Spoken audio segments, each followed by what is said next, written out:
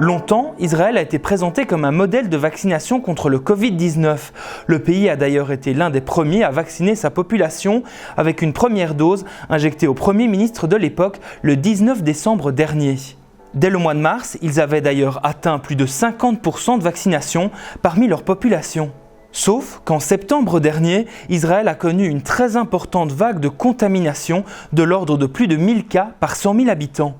De quoi faire s'interroger de nombreuses personnes, se demandant pourquoi cette situation en Israël, alors considéré comme pays hautement vacciné. Alors il faut corriger ce mythe, parce qu'elle elle était largement vaccinée, mais en fait beaucoup moins vaccinée que la Belgique, par exemple.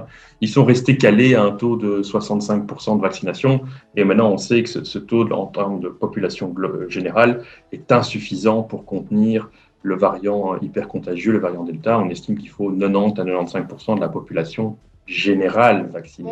C'est souvent multifactoriel, mais il y a notamment l'arrivée du variant Delta qui a eu une influence, puisqu'avec sa transmission plus forte, le virus a circulé beaucoup plus, et donc les personnes qui n'étaient pas protégées grâce au vaccin, soit parce qu'elles avaient été vaccinées mais qu'elles ne réagissaient pas tout à fait, donc ça on sait que le vaccin n'est pas à 100% efficace, soit parce qu'elles n'avaient pas été vaccinées, comme il y avait quand même une part encore importante de personnes non vaccinées, ces personnes-là ont eu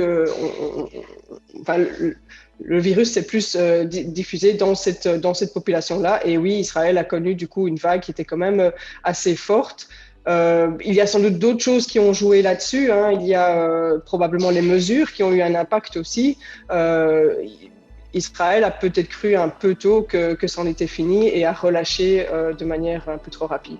Une question, une interrogation, question@bx1.be